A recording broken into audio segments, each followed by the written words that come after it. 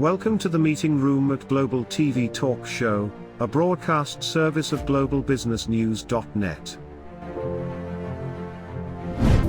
This episode from the meeting room of Global TV Talk Show is brought to you by The Bridge School, the accredited international online private school of choice, at bridgek12.org. Porch Light Rental and Destination Services.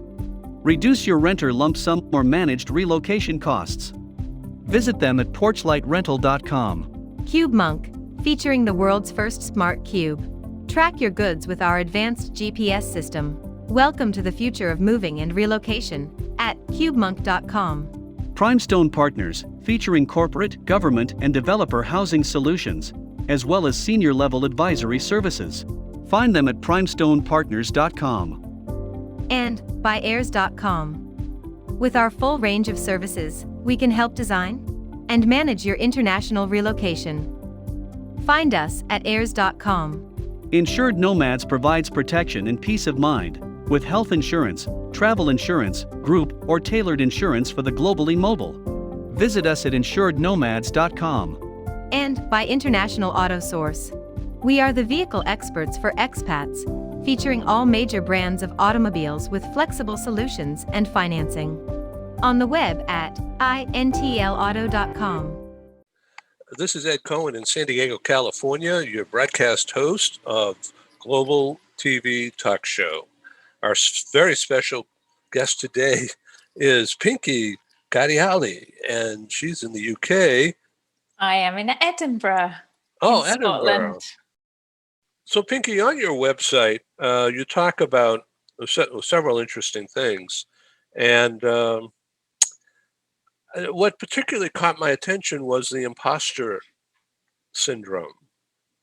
Now, this is geared, of course, for anybody, but primarily your customer target are women.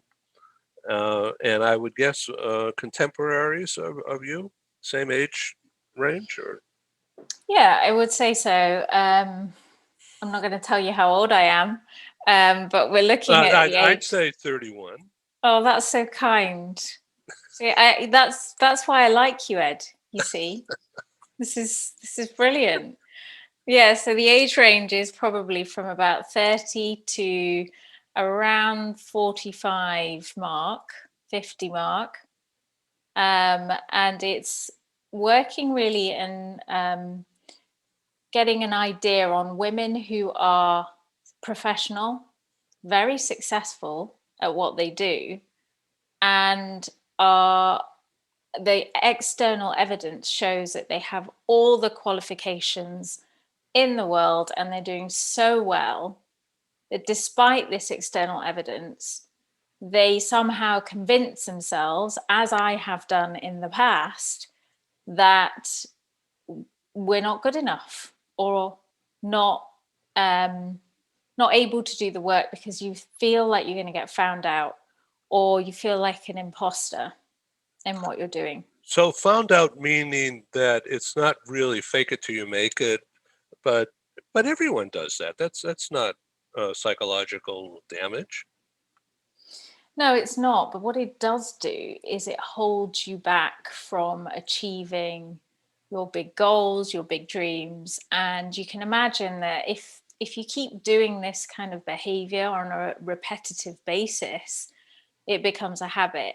And then this habit makes you self-sabotage. So say if you were going for a promotion, you would hold yourself back because you wouldn't want to put yourself out there in case you get rejected. Is this the same as self-deprecation? You're not thinking that you should speak out or you don't want to be on camera, Yes. That kind of thing. There's an element of self-deprecation, berating, belittling yourself, and it is about that inner critic, that inner voice that is very strong and very loud, and that's your subconscious mind. So it's that area of your brain that is 95% in the background working on autopilot, allowing you to do or stopping you from doing certain things. And what it does is it keeps you safe. So there's an element of keeping you within your comfort zone and stopping you from doing the things that might just push you out of that comfort zone and make you do something like this, being on a podcast with you. I know. So, some people are, they're self-conscious to a negative extreme. I think that's what you're referring to. And, rather than just hang it out there and say, hey, I'm on TV, and take it or leave it. But take me or leave me. But so the successful women and people, to a larger extent, somehow put that self-doubt and that feeling of not being on top of their game today at 7:30 in the morning here, and I happen to comb my hair, so I'm camera ready today. But an hour ago, no, it wasn't that way. But so I'm sure other people have that same kind of thing, but they let it overcome them, and they go do something else, and rather than smile and try to be wonderful and add to the dialogue and thought process.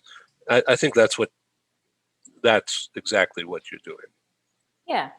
There's an underlying theme of just not feeling good enough, feeling out of place, feeling that you don't belong, and a deep level of limitation.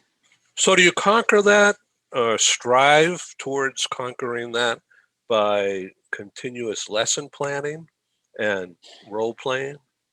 Not exactly. So the way I work with clients is through neuro-linguistic programming and hypnosis, which is working with the subconscious mind and reframing, rewiring, talking to the subconscious, recreating the internal referencing system, because we all have an internal referencing system. It's being able to say that maybe those things that you're hearing are just keeping you safe, and how to create your killer mindset from that to be able to be successful, to lead and succeed, and to play big, because this will hold you back and make you play small. So neuro-linguistic, that's a mouthful. So what does that mean? So neuro-linguistic programming. So the neuro part is the brain, the language that you use, the linguistic part, and the programming is the fact that we are all computers. We've all been wired specifically through our programming, which has come from childhood, which has come from people telling us certain things about ourselves. For instance, your teacher might have said to you, you're absolutely useless with numbers, don't ever become an accountant. And you've never become an accountant. That was me. And it's telling your brain, actually, I'm pretty good at numbers.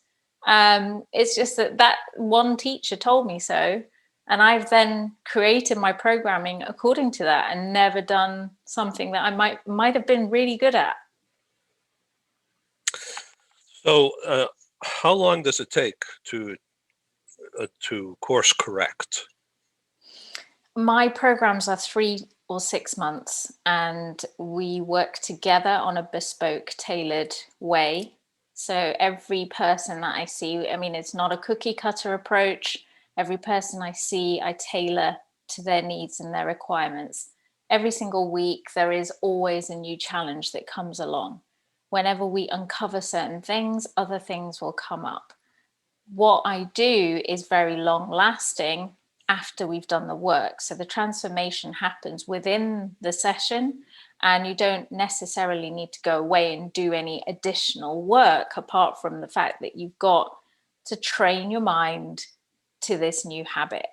And, having certain things in place, such as having a gratitude journal, maybe writing some affirmations, maybe working on yourself outside of this, being more self-aware of the voices that are coming into your head that are controlling you. Being able to recognize that is the first step to changing your beliefs and changing the way that you think and feel and act. To what extent is physical appearance or weight, thinking that I'm fat or my neck is too big or whatever? That's a really interesting question. I think that is all about personal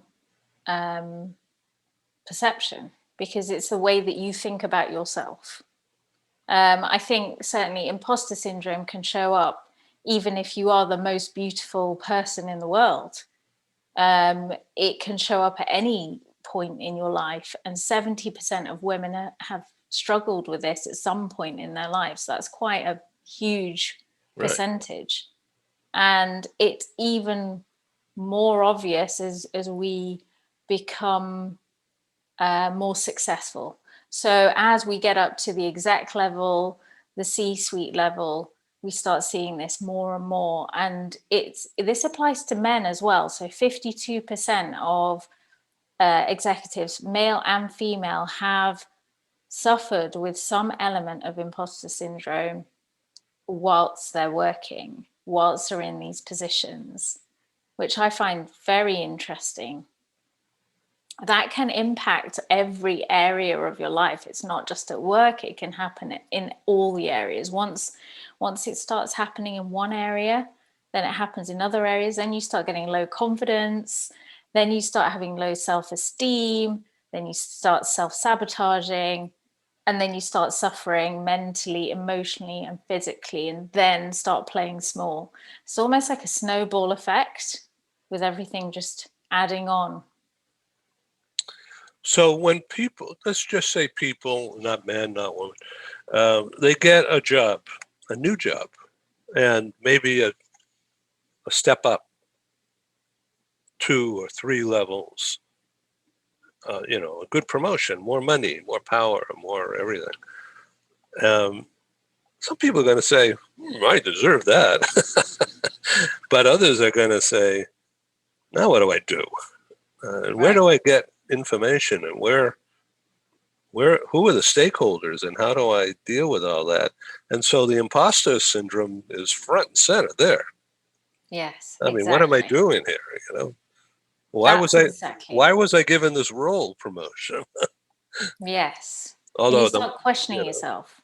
Yeah, I mean, it might be a 6-figure new salary and all that with perks, but now what? I don't know anything to do. I don't have the culture tips. I don't know who the real stakeholders are in the organization at this level. And so the imposter syndrome is front and center. Yes. I've had many clients like that who have ended up with a promotion, but are self-sabotaging because they're limiting themselves by questioning themselves and saying, I'm sitting in this great big office, I am the CEO or whatever position I've now got, but someone's going to walk in that door and tell me to get out because I haven't got I'm going to get found out that I didn't deserve this, and I'm not enough to be in this position. And it can be crippling. It really can. So what you're doing is really God's work, is helping people who need it. So yeah, it's cool. Thanks. So I'm just looking at the clock here. We got around 10 minutes or so. But what else that is what else comes into play? That's a big topic that we just hit on lightly, but there's a lot of tributaries, aren't there? Yeah, I mean, there's a huge element of people being afraid. And I think fear is the biggest thing that is going to hold you back, whether that be fear of failure or fear of success, fear of the unknown. There's a lot of fear that kind of goes into this and feeds into this. And then this is the kind of a trigger. So you start getting anxious, and all these things start playing off of it, and then the imposter syndrome starts coming on. So fear is a big thing. I think that I always look at fear a different way. I always think of it, as you can definitely learn from failure. Failure is another thing that I love to talk about, because failure happens and then you succeed eventually after you keep on failing. I don't think I know a single person out there who is successful and hasn't failed 100 times over to get to where they are today. And you listen to celebrities talking about this all the time, that it's all part of their success, failing all the time. Denzel Washington talks about it all the time. And I find it very, very interesting. Yeah, for sure. Okay, so so physical exercise is part of this routine, isn't it? Breathing, Yeah, learning how to breathe better. all of that. Right? I think there's elements that I incorporate, make sure that my clients are incorporating in their day. I always make sure that there is an element of meditation, breathing. There's an element of writing a gratitude journal.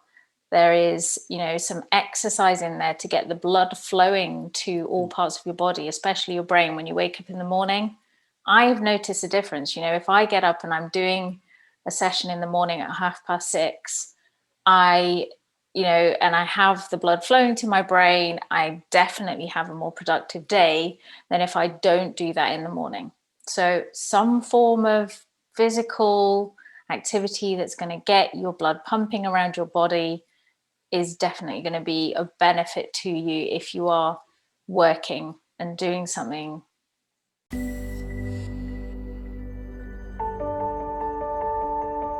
Something that's really neat is that the Bridge School partners with various organizations to provide learning for their students. For example, we partner with a major ballet company, and we are able to enroll several of their students into our school. So now not only is the student able to participate in a school and have a seamless transition while they're very active in their ballet career, but now they have other dancers that are with them that are doing some of the same courses. So it's almost becoming a camaraderie where they're taking similar courses, they're working together on their ballet, and really being able to form this great partnership with these organizations to provide a needed service. A lot of times there are student athletes who will spend hours and hours at the gym or at the basketball courts, wherever it is. And if they're attending a traditional school, they're in school from 8 to 3. They get a quick snack, and then they're at the gym for 3 to 4 hours in the evening. Coming to us and having that partnership, they're able to break that up throughout the day. They can have a morning practice, get some schooling in, have an afternoon practice, finish their schooling in the evening. So there's that flexibility. And additionally, if there are tournaments or performances, it's fantastic, because if there's a week where they have shows straight through, they can take that week off of learning and then pick back up when they're done. So it offers this great flexibility. And for the program owners of these sports leagues, it is a win-win situation for them, because they see this need. They see this need that their students need to make sure that they are obtaining the grades necessary to be successful adults in our country and in other countries. But it provides them an environment where they can be successful at both.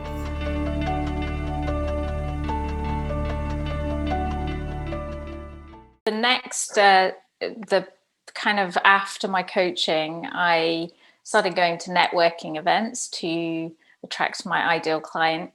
And I'd go along to most of my networking events were in a room of men in grey suits.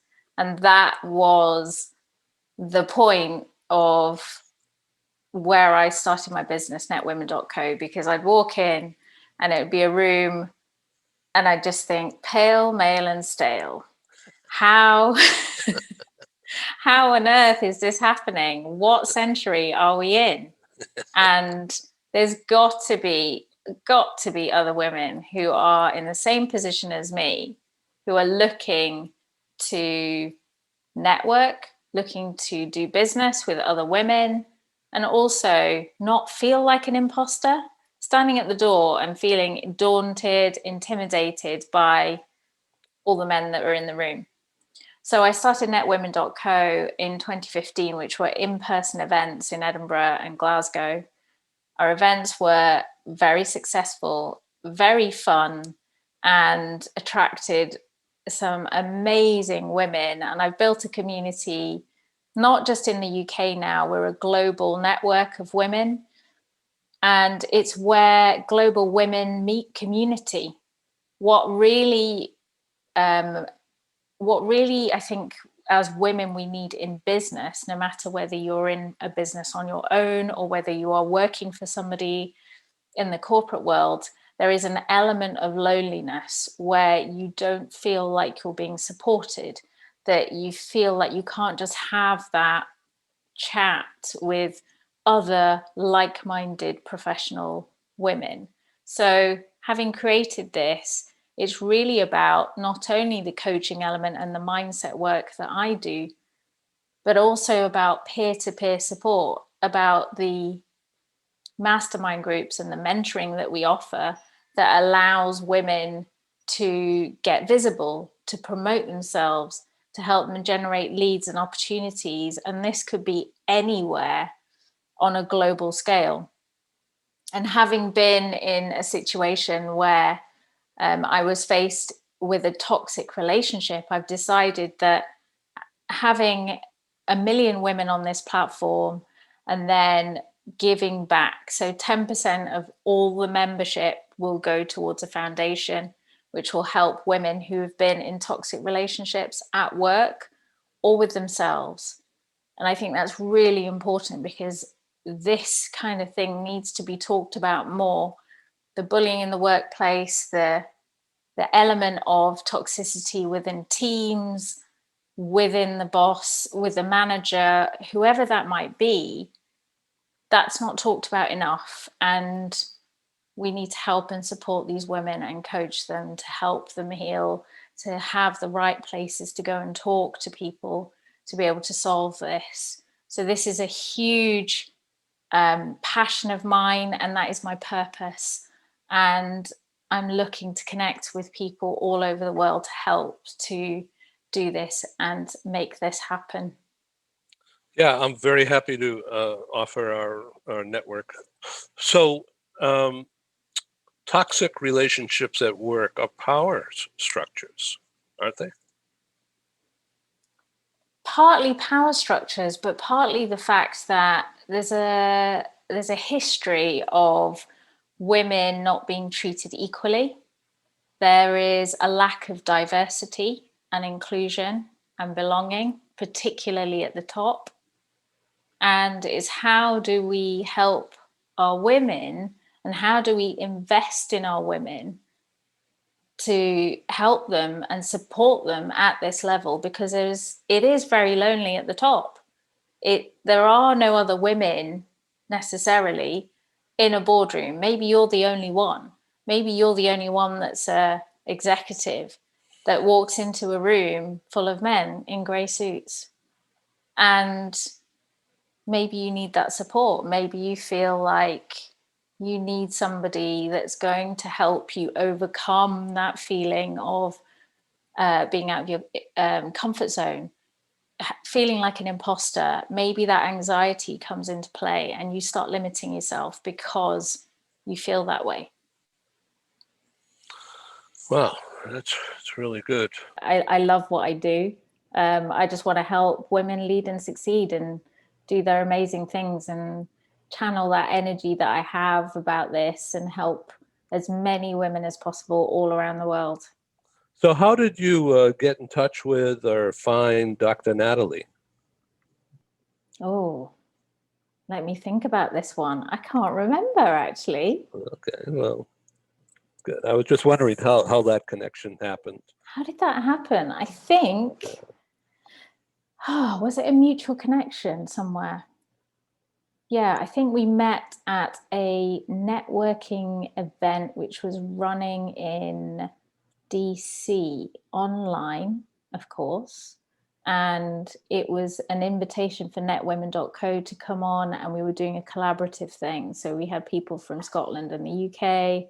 There was some people from Canada that I know of that were on there, and we just connected. And I think we had a one-to-one afterwards. I think that's how it worked. Oh, good, good. All right, great. Anyway, this has been really good for me, and I love seeing your smile, and and but more so, the topic is a mile wide and a mile deep. It's this is this is heavy stuff because so many people need this help. They absolutely do. I do not know a single person that hasn't had this experience at some point in their lives. And if they haven't, I want to meet them. And this is great. So is your service expensive? I don't want you to give away secrets right now, but is it affordable? Do you have payment plans? I have payment plans. Yeah, It's because affordable. a lot of people are out of work right now. Sure. Yes, I have payment plans. It's affordable. It's, I think you've got to think of it like this. How much will your life change if you invest in yourself and invest in somebody that is going to help you overcome these challenges? Is it going to get you to where you need to be? And what is that worth to you? This is great. So I see your website is netwomen.co. Yes, So that's right. that's where everyone can go and look. So we will be distributing this program to our network. We live on LinkedIn, and we're members and have access to 94 groups. And we have a established direct connection link with 17,300 something. And websites have been averaging more than 1,000 reader page views a week for several months now. So a lot of people are going to see this eventually. And so please come back on a future program. Perhaps we could get Dr. Natalie and some others who we both know to join in a global teleconference. That sounds amazing. I'd love that. That would be good. Yeah, let's look at doing something in April or May. Yeah, sounds fantastic. That would be great. All right, Pinky, have a good day and evening. It's nice too. to be with you again. And let's do it. Likewise. Great. Thank you so much, Ed. I really appreciate this. And thanks, Thank Paul, you. as well. I will speak to you soon. Yeah, okay. Ciao. Thank you so much. Great. Thank you. Bye-bye. Thank you for joining us in the meeting room at Global TV Talk Show. Have a wonderful day, and stay safe.